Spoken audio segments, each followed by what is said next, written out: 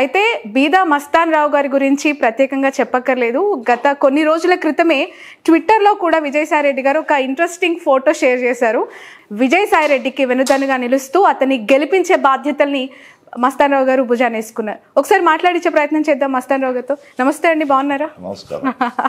So చాలా చాలా hottest నియోజకవర్గాల్లో ఇప్పుడు నెల్లూరు పార్లమెంట్ కూడా చేరిపోయింది. ఒక senior most leader and clean image ఉన్న మస్తాన్ రావు గారు ఇక్కడ పాలిటిక్స్ ఏ విధంగా ఉన్నాయి అంటే ఏం చెప్తారు? అందరికీ నమస్కారం.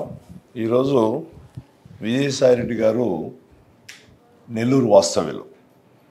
ఇక్కడే పుట్టి పెరిగి ఆయన విద్యాభ్యాసం కానీ అంత డిగ్రీ వరకు ఇక్కడే చేసి తర్వాత ఇక్కడి నుంచి చెన్నైకి వారు సీఏ చేయడానికి రావడం, సీఏ పాస్ అయిన తర్వాత ఆ రోజు నుంచి ఈ రోజు వరకు వైఎస్ కుటుంబంతో ఒక అనుబంధం. ఆయన కుటుంబ సభ్యుడిగా రాజశేఖర రెడ్డి గారు ఉన్నప్పుడు కూడా ఆయనకు అన్ని సలహాలు సంప్రదింపులు, ముఖ్యమంత్రిగా ఉన్నప్పుడు, ముఖ్యమంత్రి కాకముందు అదే అనుబంధం మన జగన్మోహన్ రెడ్డి గారు రాజకీయాల్లోకి అడుగుడినప్పటి నుంచి కూడా కొనసాగింపు చేయడం చాలా గొప్ప విషయం. అదే ఆయన క్రెడిబిలిటీ కూడా. ఎన్ని ఒడిదుడుకులు వచ్చినా కూడా జగన్మోహన్ రెడ్డి గారికి అండగా నిలిచినటువంటి ఒక నిబద్ధత కలిగినటువంటి వ్యక్తి మన వేణుంబాకం విజయసాయిరెడ్డి గారు. మా చిన్ననాటి విషయాలకు వస్తే మేము ఇక్కడ చిన్నప్పటి నుంచి 45 సంవత్సరాలు పైబడి ఆ ఫోటో మీ దగ్గర నుంచి తీసుకున్నారా? సార్ దగ్గర ఉంది, షేర్ చేశారు. ఒకసారి మద్రాసులో సీఏ చదువుకునేటప్పుడు అక్కడ బీచ్ లో పోయి చిన్ననాటి స్నేహితులు అందరూ సీఏ చదువుకునేటువంటి విద్యార్థులు అందరం కూడా ఆ ఫోటో తీసుకున్నాం. అది నా దగ్గర కూడా లేదు, ఎట్టో ఆయన దగ్గర ఉండిపోయింది. అది నాకు ఆశ్చర్యం వేసింది. కాబట్టి ఆ రోజు నుంచి ఈ రోజు వరకు ఆయన వేరే పార్టీలో ఉన్నా, నేను వేరే పార్టీలో ఉన్నా, ఏ రోజు కూడా మేము స్నేహాన్ని కొనసాగించనే కాకుండా ఒకరి విషయాల్లో, ఒక రాజకీయ విషయాల్లో ఎవరు పద్ధతి ప్రకారం పోతున్నాం. అంతేకాకుండా ఈ రోజు కూడా Vijayasai Reddy VS Reddy and company నా గ్రూప్ బిఎంఆర్ సంస్థలు కూడా ఆడిటర్. ఈ రోజు కూడా ఒక సందర్భంలో చంద్రబాబు నాయుడు గారిని తెలుగుదేశంలో ఏమయ్యా ఇంకా విజయసాయిరెడ్డి గారిని నీ ఆడిటర్గా పెట్టుకున్నావా అని అడగడం కూడా జరిగింది. కానీ నేను ఒకటే చెప్పాను, అది వేరు ఇది వేరు, రాజకీయం వేరే వ్యక్తిగతం వేరే అని కూడా నవ్వుతా నేను కూడా సమానం చెప్పాను. అది మాకు ఉండేటువంటి అనుబంధం. అంటే ఈరోజు విజయసాయిరెడ్డి గారు నెల్లూరు పార్లమెంట్ అభ్యర్థిగా గౌరవ ముఖ్యమంత్రి శ్రీ జగన్మోహన్ రెడ్డి గారు ఇక్కడికి ఎన్నిక చేయడంతోనే ఆయన విజయం, అంటే పార్టీ విజయం ఖరారైనటువంటి వాస్తవాన్ని నెల్లూరు పార్లమెంట్ పరిధిలో 7 నియోజకవర్గాలు అందరూ కూడా ఇప్పటికే అనుకోవడం జరుగుతుంది. వేమిరెడ్డి ప్రభాకర్ రెడ్డి గారు ఇంతకాలం వైఎస్ఆర్సీపీ పార్టీలో నాయకుడికి దగ్గర ఉండారు, పదవులు అనుభవించారు, భార్యాభర్తలు ఇద్దరు కూడా పదవులు అనుభవించారు. ఆయనకి ఎంతంత సన్నిహితంగా ఉండి కూడా ఆయన సడన్గా పార్టీ మారడం చాలా బాధాకరం. నాకు కూడా రాజ్యసభలో నాతో పాటు ఆయన కూడా కొలిగ్ అంత ఉన్న వ్యక్తి, అనుబంధం పెంచుకున్న వ్యక్తి ఈరోజు పార్టీ నుంచి విడిపోయిన తర్వాత ఆయన మొదట్లో కొంచెం కన్ఫ్యూజన్ ఉండింది.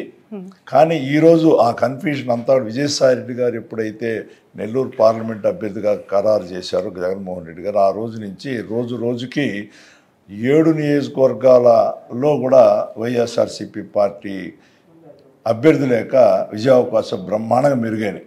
మీరు చూసిన ఉదయగిరి మస్తాన్ గారు ఒక ఓపెన్ క్వశ్చన్, జెన్యున్గా ఆన్సర్ చెప్పండి. వేమిరెడ్డి ప్రభాకర్ రెడ్డి అంటే ఆర్థిక సామర్థ్యం ఉన్న ఒక లీడర్ని వైసీపీ ఎందుకు చేజార్చుకుంది? అది మీ బలహీనత లేదంటే తన పవర్ అని చెప్పొచ్చా? అసలు ఎక్కడ చెడింది? అంటే ఇప్పుడు రాజకీయాల్లో ఆర్థిక బలం అనేది కొంతవరకే పనిచేస్తాయి, కానీ ప్రజాబలం అవసరం. ఆయనకి ప్రజా బలం లేదు చెప్పాలంటే. ఆయన ఎప్పుడు కూడా ప్రత్యక్ష రాజకీయాలు ఇంతవరకు ఉన్నటువంటి వ్యక్తి కాదు. ఆయన కూడా పొలిటికల్ నిబద్ధత లేదు. 2019 ఎలక్షన్ ముందు చంద్రబాబు నాయుడుతో కలిసి తెలుగుదేశంలో పోవాలనుకున్నారు, ప్రయాణించాలని. కానీ అక్కడ రాజ్యసభ సీట్ రాకపోయేకే ఇక్కడికి వచ్చి ఆ రోజు రాజ్యసభ సభ్యులు కావడం, మళ్ళీ ఇక్కడ నెల్లూరు పార్లమెంటు పోటీ చేయమన్నప్పుడు ఆయన కండిషన్ పెట్టడం ఏ రాజకీయ నాయకుడు కూడా నచ్చదు. ఏంటంటే వాళ్ళ అక్కడ గ్రౌండ్ రియాలిటీస్ని బట్టి అభ్యర్థుల్ని ఖరారు చేస్తారు. అవి ఆ ఎమ్మెల్యే క్యాండిడేట్లు ఎంపీ విజయానికి ఉపయోగపడతాయి. అటువంటిది మరిచి నాకు వాళ్ళు అక్కడ ఉండాలా, వీళ్ళు ఇక్కడ ఉండాలా, వీడు ఉండకూడదు, ముస్లింకి నేను నెల్లూరు టౌన్లో ఎమ్మెల్యేగా ఇస్తే నేను పోటీ చేయను, అదేవిధంగా బీసీ అభ్యర్థి కందుకూరు బీసీ అభ్యర్థికి ఇస్తే గెలవడు, అక్కడ కూడా ఉన్నత వర్గాల వారిని పెడతాను అని అన్నం జగన్మోహన్ రెడ్డి గారు యొక్క సామాజిక న్యాయానికి అది చాలా వ్యతిరేకం. సామాజిక న్యాయంలో భాగంగా నీకెందుకు మంచి అభ్యర్థిని నేను చేస్తానా కూడా అది ఆయన దాన్ని పట్టించుకోకుండా దురదృష్టవశాత్తు ఆయన తెలుగుదేశం పార్టీలోకి పోవడం, జనాలు కూడా వైఎస్ఆర్సీపీ పార్టీ వాళ్ళే కాదు తటస్థంగా ఉండేటువంటి వాళ్ళందరూ కూడా చాలా ఆయన్ని ఈ విషయంలో వ్యతిరేకించడం స్టార్ట్ చేశారు. విజయసాయిరెడ్డి గారు అభ్యర్థి ఖరారైన తర్వాత ఆయనకు ఉండేటువంటి క్రెడిబిలిటీ కానీ వైఎస్ఆర్ కుటుంబంతో అనుబంధం కానీ నెల్లూరు వాసిగా ఉన్నటువంటిది, అందులో పార్టీలో 2వ స్థానంలో ఉన్నటువంటి వాస్తవం అందరికీ కూడా తెలుసు. రాష్ట్ర వ్యాప్తంగా పార్లమెంట్లో కూడా మా 31 మంది ఎంపీలకి ఆయన పార్లమెంట్ నాయకుడిగా ఉండడం వైఎస్ఆర్సీపీ పార్టీ తరఫున మీరు కూడా చూసుంటారు. ఇటీవల ఆయన సంసద్ రత్న అనేది కూడా పార్లమెంటులో ఆయన చేసినటువంటి సేవలకి అరుదైనటువంటి పురస్కారం కూడా గౌరవ ప్రధానమంత్రి గారు కూడా ప్రదానం చేయడం జరిగింది. అంటే ఇటువంటి ఒక ఉన్నత విలువలు కలిగినటువంటి వ్యక్తిని నెల్లూరు పార్లమెంటుకు పెట్టడం అందరూ కూడా బాగా హర్షిస్తూ ఉన్నారు. ఆయన విజయావకాశాలు బ్రహ్మాండంగా మెరుగవడం కాకుండా వేమిరెడ్డి ప్రభాకర్ రెడ్డి గారు చేసినటువంటి ఈ రాజకీయంగా పొరపాటు ఆయన్ని ఖచ్చితంగా ప్రజలు హర్షించకుండా ఓడించేటువంటి పరిస్థితి ఈరోజు 7 నియోజకవర్గం నేను చెప్తున్నాను ఈరోజు. బట్ గతంలో పరిస్థితులు ఇప్పుడు ఉన్నాయంట. 2019లో జగన్మోహన్ రెడ్డి గారి వేవు, జగన్మోహన్ రెడ్డి గారి ఒక్క అవకాశం అనే నినాదం బలంగా ప్రజల్లోకి వెళ్ళింది. నెల్లూరు జిల్లా ఆల్మోస్ట్ క్లీన్ స్విప్గా అక్కడ మీకు ల్యాండ్స్లైడ్ మెజారిటీ వచ్చింది. ఇప్పుడు 2024లో మాట్లాడుతున్నాం. ప్రభుత్వం పైన వ్యతిరేకత ఉంటుంది, సంక్షేమ పథకాలు అందని ప్రజలు ఎంతోమంది ఉంటారు. ఖచ్చితంగా వైసీపీ అంటే ఎంతో కొంత కొన్ని లోటుపాట్లు జరిగాయనే ఒక వర్గం ఉంటుంది. దట్టు ఇక్కడ అరాచకాలు పెరిగిపోయాయి, జిల్లాలో నాయకుల అనుచరుల ఆగడాలు పెరిగిపోయాయి అనే విమర్శలు లేకపోలేదు. ఇలాంటి సిచ్యువేషన్లో ఒక్క వైసీపీ ఎమ్మెల్యేని ఎంపీతో సహా గెలవనీయకుండా అడ్డుకుంటాము అని చెప్పి టీడీపీ చేస్తూ ఉన్న కమెంట్, వేమిరెడ్డి ఇస్తూ ఉన్న ఓపెన్ స్టేట్మెంట్, దాన్ని ఎలా చూడాలి? ఇప్పుడు చూడండి, ఇప్పుడు 2019 ఎన్నికల్లో జగన్మోహన్ రెడ్డి గారి ఈ యొక్క ఇమేజ్ వల్ల రాజశేఖర రెడ్డి గారి తనయుడిగా ఉన్నటువంటి ఒక మంచి క్రెడిబిలిటీతో అందరూ కూడా బ్రహ్మాండమైనటువంటి మెజారిటీతో పట్టం కట్టదరింది. ఆ రోజు వైఎస్ఆర్సీపీ పార్టీకి ఇంతమంది కార్యకర్తలే లేరు, అప్పుడు క్యాడరు లేదు. క్యాడర్ లేకుండా ఉండడమే కాకుండా ఆ రోజు లేనటువంటి ఆయన సేవలు అంటే ప్రభుత్వంలో లేడు కాబట్టి అయినా కూడా అంత మెజారిటీతో గెలవడం. కానీ ఈరోజు చూస్తే మొత్తం మీద ఈ సంక్షేమ కార్యక్రమాలు కానీ సామాజిక న్యాయం కానీ చేసినటువంటి ఈ పరిస్థితుల్లో మినిమం 45% ఈరోజు జగన్మోహన్ రెడ్డి గారు సైనికుల మాదిరిగా ఉన్నారు. గతంలో లేదు. గతంలో జనరల్గా పబ్లిక్ ఏంటంటే జగన్మోహన్ రెడ్డి గారి ముఖ్యమంత్రిగా ఒకసారి చేయాలి అని అనుకున్నారు, బ్రహ్మాండంగా జరిగింది. ఈరోజు సొంత సైన్యాన్ని వైఎస్ఆర్సీపీ పార్టీకి తయారు చేయడం ప్రధానమైన బలం. ఆయన ఏదైతే చెప్పారో అవన్నీ కూడా పాటించడం ఈ 5 సంవత్సరాల్లో జరిగినటువంటి వాస్తవం. అంటూ ఉంటారు అభివృద్ధి అంటే ఏంది? పేదవాడి చేతికి రూపాయి ఇస్తే వాడు దాన్ని సద్వినియోగం చేసి వాడు డెవలప్ అయితే ఆటోమేటిక్ సమాజం డెవలప్ అవుతాయి. కాబట్టి ఈరోజు విద్యాపరంగా కానీ అన్ని రకాల కూడా బ్రహ్మాండంగా సమాజంలో ఈరోజు జగన్మోహన్ రెడ్డి గారి యొక్క సంక్షేమ కార్యక్రమాలు అయితేమి, విద్యా వైద్యం ద్వారా అయితేనే మంచి అభిప్రాయాన్ని మీద ఏర్పడి జగన్మోహన్ రెడ్డి అయితేనే ఈ సమాజానికిలో సామాజిక న్యాయం కానీ అన్ని విషయంలో బ్యాలెన్స్ చేసుకొని ముందుకు తీసుకుపోతారని మళ్ళీ పట్టం కట్టడానికి సిద్ధమయ్యారు. గతంలో లేని దానికంటే ఈ 5 సంవత్సరాలు జరిగినటువంటి కార్యక్రమాలు అన్నిటి వల్ల, సంక్షేమ కార్యక్రమాలు కానీ ఏ అభివృద్ధి కార్యక్రమాల వల్ల ఆయనకి ఎక్కువ ఇమేజ్ పెరిగింది. కానీ ఇటువంటి పరిస్థితి మస్తాన్ గారి పైన కూడా ఆరోపణలు వచ్చాయి. వేమిరెడ్డితో పాటు మీరు కూడా అదే లైన్లో వెళ్ళిపోతూ ఉన్నారు, పార్టీ మారబోతున్నారు, అనేక ప్రచారాలు జరిగాయి. ఒకవైపు కుటుంబం అంతా అక్కడ ఉంది, ఒకవైపు స్నేహితులు ఇటువైపు ఉన్నారు, ఈ పార్టీ అధికారంలో ఉంది, రాజ్యసభ మెంబర్ మీరు. సో ఎలాంటి ఒత్తిళ్ళు వచ్చాయి? నిజంగానే వెళ్ళే ఆలోచన చేశారు ఒక దశలో? విజయసాయి రెడ్డి గారి కోసమే వైసీపీలో ట్రావెల్ అవుతున్నారా? ఏం లేదమ్మా, ఎప్పుడు కూడా అసలు ఆలోచన నాకు లేదు, ఆ ప్రచారం కూడా జరగలేదు. మీకు ఎలా వచ్చిందో కానీ నాకు తెలియదు. కానీ నేను ఒక్కసారి ఒక పార్టీకి కానీ వ్యక్తికి కానీ కమిట్ అయితే ఆ లైన్లోనే పోయేవాడిని. 2020లో నన్ను వైసీపీ పార్టీకి విజయసాయి రెడ్డి గారు ఆహ్వానించినప్పుడు నేను బేషరతుగా ఎటువంటి షరతులు లేకుండా పార్టీలో జగన్మోహన్ రెడ్డి గారి సమక్షంలో చేరడం జరిగింది. అప్పుడే మాతో పాటే మా చిన్నాన్న కొడుకులు వాళ్ళు కూడా తెలుగుదేశం పార్టీలు ప్రధాన పాత్రలో ఉన్నారు కాబట్టి వాళ్ళని తీసుకురావడానికి ట్రై చేశాను. కానీ వాళ్ళ లైన్లో వాళ్ళు ఉన్నప్పుడు నేను వాళ్ళని తీసుకురాలేకపోయాను. నేను మాత్రం జీవితాంతం జగన్మోహన్ రెడ్డి గారితో, విజయసాయి రెడ్డి గారితోనే నేను ప్రయాణం సాగిస్తాను. పదవి ఉన్నా లేకపోయినా, పదవే ఉండబలేదు, ప్రజాసేవ చేయడానికి నాకంటే బిఎంఆర్ చారిటబుల్ ట్రస్ట్ ఉంది. ఈ 35 సంవత్సరాల నుంచి నేను నా ట్రస్ట్ ద్వారా ఎంతో పేద పిల్లలను చదివించడం, విద్యా వైద్యులు అన్ని విధంగా నా వంతుగా ప్రయత్నం చేస్తున్నాను. నాకు రాజకీయమే చేస్తేనే నాకు ఈరోజు ఇది నా ఇమేజ్ పెరగద్దు, బ్రతుకు తెరువు అనేది లేదు నాకు. అంతకుముందు కూడా చంద్రబాబు నాయుడు గారు నేను ఎమ్మెల్యేగా అయితే కావలిలో గెలిచేదానికి చాలా అవకాశాలు ఉన్నాయి 2019. కానీ ఆయన ఒక పార్టీ లైన్లో ఒక బీసీ క్యాండిడేట్కి ఇక్కడ నెల్లూరు జిల్లాలో ఎంపీకి ఇవ్వాలనుకుంటున్నాను, నువ్వు నా కోసం నువ్వు పార్టీ అంటే పార్టీలో ఉన్న బాస్ ఈజ్ రైట్. ప్రాంతీయ పార్టీలు ముఖ్యంగా బాస్ ఏది చెప్తే అది చేయాలి.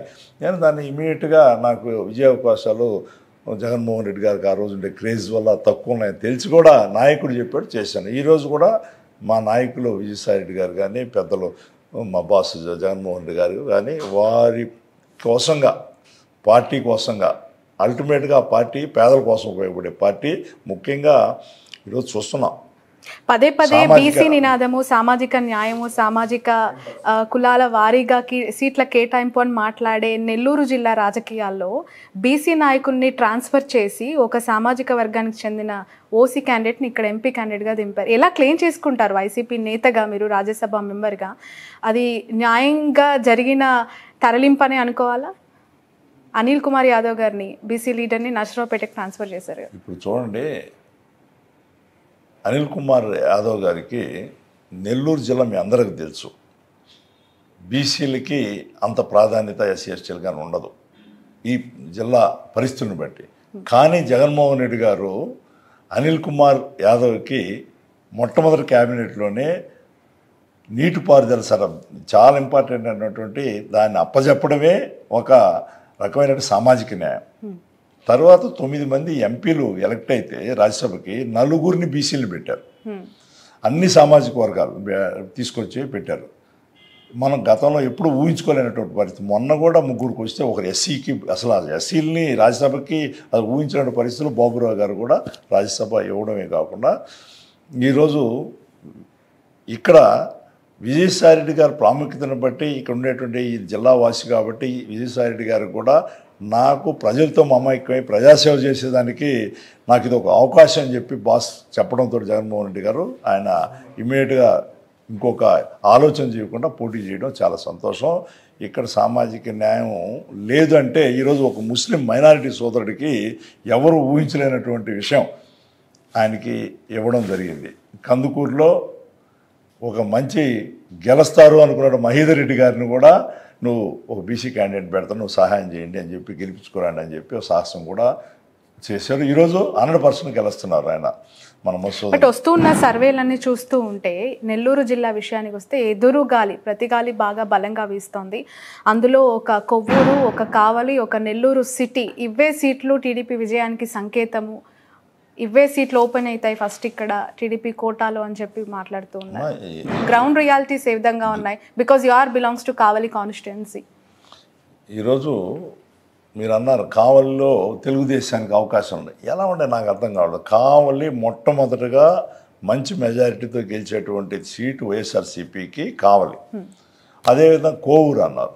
కోవూరు ఏమి రాజకీయ చరిత్ర ఉంటే నల్లపరెడ్డి వారు గత 11 సార్లుగా ఎమ్మెల్యే కంటెస్ట్ చేశారు. 3 సార్లు వాళ్ళ నాన్నగారు నల్లపరెడ్డి శ్రీనివాసరెడ్డి గారు దివంగత నేత, ఆయన 3 సార్లు గెలిచారు. 8 సార్లు ప్రసన్న కుమార్ పోటీ చేసి 6 సార్లు గెలిచాడు. కాబట్టి అటువంటి ప్రజల్లో మమైక్యమయ్యి తల్లో 4 ఉండేటువంటి వ్యక్తులు, అందుబాటులో ఉండే వ్యక్తులని ప్రజలు ఆదరిస్తారా? జస్ట్ డబ్బులు ఎదజల్లితేనే వాళ్ళని గెలిపిస్తారు. డబ్బులు తీసుకుంటారు అందరూ, ఎవరికి చేదు కాదు. కానీ ఎవరైతే అందుబాటులో ఉండి సేవ చేస్తారో వాళ్ళనే గెలిపిస్తారో. మీరు అనుకున్నట్టుగా కావలి కానీ, కోవూరు కానీ, నెల్లూరు 1లో మీరు సామాజిక మీరు ఎన్ని చూసినా కూడా, కోణంలో చూసినా కూడా ఇక్కడ ఎక్కువగా మైనారిటీలు, బీసీలు, ఎస్సీ ఎస్టీలు ఉండేటువంటి ప్రాంతం ఇది. జగన్మోహన్ రెడ్డి గారు ఓట్ బ్యాంక్ బలమంతా కూడా ఆ వర్గాలే. కాబట్టి ఖలీల్ అహ్మద్ ఖచ్చితంగా గెలుస్తున్నాడు. అందులో విజయసాయిరెడ్డి గారు ఎంపీ అభ్యర్థికి వచ్చిన తర్వాత బ్రహ్మాండమైనటువంటి విజయ అవకాశాలు మెరుగుపడ్డాయి. అంటే మీరు అనుకున్న విధంగా, ఎవరు అనుకున్న విధంగా కూడా నెల్లూరు జిల్లా వైఎస్ఆర్సీపీకి అడ్డా. ఆ అడ్డా అనేది మళ్ళీ రేపు ఎన్నికలు మే 13వ తారీఖు తర్వాత మీకు నిరూపణ అవుతుంది. మీరే చూస్తూ ఉండి ఆ రోజు మళ్ళీ మీరు కూడా నన్ను ఇంటర్వ్యూ చేయండి. మస్తాన్ గారు, మొత్తానికి విజయసాయి రెడ్డి గారికి ఎంత మెజారిటీ, ట్రంపింగ్ విక్టరీ ఏ విధంగా ఉండబోతుంది నెల్లూరులో? అప్పుడే చెప్పలేము. ఇంకా ఎలక్షన్లో 20 రోజులు పైనే ఉన్నాయి. నామినేషన్ కూడా దాఖలు చేయాలి. జనరల్గా నామినేషన్ల తరువాతనే నిజమైనటువంటి ఈ రాజకీయ కోణంలో మనం చూసినప్పుడు విజయ అవకాశాలు కానీ అన్నీ కూడా బయటపడతాయి. అంటే ఇంకా మీరు గెలుపు అయితే తథ్యం. మీరు మెజార్టీల గురించి మాట్లాడారు. మెజార్టీల గురించి ఇప్పుడు నేను చెప్పలేను. గెలుపు అయితే మాత్రం వైఎస్ఆర్సీపీ పార్టీది. విజయసాయిరెడ్డి ఎంపీగా, ఎమ్మెల్యేలుగా. ఎందుకంటే ప్రజల్లో తిరుగుతూ ఉన్నారు, మీకు అక్కడ లోకల్గా ఉన్న గ్రౌండ్ రియాలిటీస్ తెలుస్తూ ఉన్నాయి. సంక్షేమ పథకాలు అందుకున్న ప్రతి అవ్వాతాతలు, మహిళలంతా కూడా మీకు పట్టం కడుతున్నారని పదే మీ నినదిస్తున్నారు. మీరు మీ స్పీచెస్లో చెప్తూ ఉన్నారు కదా. మెజారిటీకి ఒక ఫిగర్ చెప్పడంలో తప్పేముంది? అలా మనం ఇప్పుడు ఉదాహరణకి మీరు నిన్న మేము విజయసాయిరెడ్డి గారు, ఎమ్మెల్యే గారు అందరం కూడా నా స్వగ్రామం అయినటువంటి అల్లూరు మండలం ఇసుకపల్లికి పోయాను, కావలి నియోజకవర్గంలో. పథకాలు అక్కడ మొత్తం ఫ్యామిలీస్ 4,000 ఉంటే 3,540 కుటుంబాలు, 4,000 కుటుంబాల్లో ప్రతి ఒక్కరూ ఏదో విధంగా లక్షల కొద్ది 5 సంవత్సరాలు లబ్ధి పొందితే అందరూ ఆ చిన్న పిల్లలతో సహా అవాత రోడ్డు మీదకి వచ్చి ఒక చిన్న పల్లెటూరులో 8,000 ఓట్లు ఉండేటువంటి ఊర్లో ఏ విధమైనటువంటి బ్రహ్మరథం బట్టి అదే ఒక మా పార్టీ విజయానికి సంకేతం. దాంట్లో ఎటువంటి సందేహం లేదు అని చెప్పి కూడా నేను ఈ సందర్భంగా చెప్తా ఉన్నాను. ఇంకోటి ఏదో అడిగారు మీరు, ఫిగర్ ఎంత వస్తుంది చెప్పడంలో తప్పలేదు కదా. ఒక ఫిగర్ చెప్పండి. అదే నామినేషన్ తర్వాత కానీ చెప్పలేము. ఏదో ఒక విషయం మర్చిపోయాను. Right. Final question, very important and personal question. చిన్ననాటి స్నేహితుడు, రాజకీయంగా ఎన్నో సందర్భాల్లో పర్సనల్గా కూడా వ్యక్తిగతంగా వెన్నుదన్నుగా ఉన్న ఈ ఇద్దరు కూడా ఒకే కాన్స్టిట్యున్సీ పైన ఒక పార్టీ నుంచి ఇప్పుడు చాలా పట్టు వదలని విక్రమార్కుల్లా ఇద్దరు కూడా ప్రచారం చేస్తూ ఉన్నారు కదా. ఆనాటి విజయసాయిరెడ్డి, ఈనాటి విజయసాయిరెడ్డి ఎలా ఉన్నారు? What is the difference? ఒక యూత్ వింగ్లో ఉన్నప్పుడు, లేదంటే ఎర్లియర్ స్టేజెస్లో ఆడిటర్గా అండ్ బ్యాక్ అండ్ పాలిటిక్స్లో, ఇండోర్ పాలిటిక్స్లో నిమగ్నమైన ఒక వ్యక్తి, రాజశేఖర్ రెడ్డి గారి కుటుంబానికి చాలా అత్యంత ఆప్తుడుగా ఉన్న వ్యక్తి, ఇప్పుడు ప్రత్యక్ష రాజకీయాల్లోకి దిగారు. వ్యత్యాసాలు ఏ విధంగా ఉన్నాయి విజయసాయి రెడ్డి గారిలో? మీరు చూసిన విజయసాయి రెడ్డి అసలు ఎట్లా ఉండేవారు? ఆయన నాకు ఆల్మోస్ట్ 47-48 సంవత్సరాల అనుబంధం. ఆ రోజు సాయిరెడ్డి గారు ఎలా ఉండారో మేము ముద్దుగా సాయి అనే పిలుచుకునేవాళ్ళం అతన్ని. ఈ రోజుకి ఏం మార్పు లేదు. నేనే చెప్పాను, నేను తెలుగుదేశం పార్టీలో 30 సంవత్సరాలు పైబడి ప్రయాణం చేశాను. ఎమ్మెల్యేగా, ఎంపీగా అన్ని విధాలా పోటీ చేయడం, జెడ్పీటీసీ దగ్గర నుంచి. ఆయన అటుంటూ మేము రాజకీయాలు మాట్లాడేవాళ్ళం కాదు, వ్యక్తిగత సంబంధాలు కొనసాగించుకున్నాం. అదే నేను ఈరోజు కూడా ఆయనే నాకు auditor VS Reddy and company అంటే రాతపూర్వ సంతకం పార్టీలు పెట్టినా కూడా ఆయన స్నేహానికి బ్రహ్మాండమైనటువంటి విలువ ఇవ్వడమే కాకుండా ప్రత్యేకంగా నేను గత నెల రోజుల నుంచి గమనిస్తూ ఉన్నాను. ఈయన ప్రత్యక్ష రాజకీయాల్లో లేడు కదా. అంతకుముందు ఈవెంట్స్ అన్ని పార్టీ తరఫున పెద్ద పెద్ద ఈవెంట్స్ అన్నీ కూడా ఆయనే చేతుల గుండానే నడపడం జరిగింది. కానీ అప్పటికంటే ఈరోజు సామాన్యుడిని చార తీసుకొని వాడు అవసరాలు వినడం, ఇమ్మీడియట్గా సాల్వ్ చేయడానికి ప్రయత్నించడం చూస్తుంటే ఆయన రాజకీయంగా ప్రత్యక్ష రాజకీయాలు ప్రజాసేవ చేయడానికి బ్రహ్మాండమైన అవకాశం నాకు తరచూ చెప్తున్నాడు. రాజ్యసభలో ఏముందా, ఇక్కడ ఉంది, ప్రజలు ప్రతి మందికి డైరెక్ట్గా ఉపయోగపడతారు, ఆడుంటే పెద్దోళ్ళే కలుస్తారు, ఏడుంటే అందరూ కలుస్తున్నారు, ఆ సాటిస్ఫాక్షను ఉందనేటువంటి ఒక ఇక ఎంపీ అభ్యర్థిగా ఖరారైనప్పటి నుంచి బ్రహ్మాండమైనటువంటి ఒక ప్రజాసేవ చేయాలనే ఆలోచన ఎక్కువైంది. ఈరోజు పార్టీలో శ్రీ జగన్మోహన్ రెడ్డి గారి తర్వాత పార్టీ వ్యవహారాలు ఢిల్లీలో చక్కబెట్టే వ్యక్తి గౌరవ ముఖ్యమంత్రి ఆదేశాల మేరకు ప్రధానమంత్రి దగ్గర డైరెక్ట్గా పోవడం కానీ అవన్నీ కూడా బాస్ ఇచ్చినటువంటి అవకాశాలు ప్రతి దాన్ని కూడా అక్కడ నేను చూస్తున్నాను కూడా పోతుంటాను కొన్ని సందర్భాల్లో. ఎంత కన్విన్సింగ్గా కన్సర్న్ మంత్రుల్ని కానీ ప్రధానమంత్రిని కానీ చెప్పి పని సాధించుకొని వస్తాడు.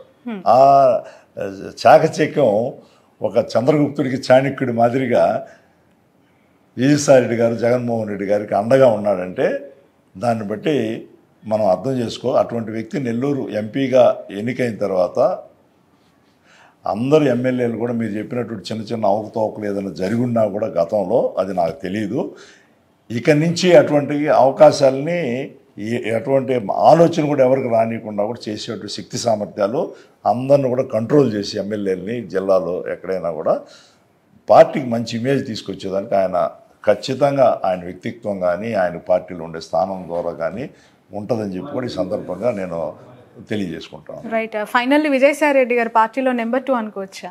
ఎందుకు అంటే తను చాలా క్రూషియల్ రోల్ ప్లే చేస్తూ ఉంటారు. ఢిల్లీ అఫైర్స్ అవ్వచ్చు, పార్లమెంటరీ ఇష్యూస్ అవ్వచ్చు, ఇక్కడ లోకల్ పాలిటిక్స్ కూడా. ఇప్పుడు చూడండి, జగన్మోహన్ రెడ్డి గారు మా పార్టీ జాతీయ అధ్యక్షులు, విజయసాయి రెడ్డి గారు జాతీయ ప్రధాన కార్యదర్శి. అంటే దాన్ని బట్టి ఆయన స్థానం తెలుస్తూ ఉంది. అందులో 31 మంది రాజ్యసభ కానీ లోక్సభలో వైఎస్ఆర్సీపీ పార్లమెంటు మెంబర్లకి ఆయన మా నాయకుడు. అందులో సంసద్ రత్న అనేటువంటి బిరుదు కూడా ఆయనకి ఇచ్చారంటే ఆయనకి ఆ కెపాసిటీ ఉంటేనే ఇచ్చారు.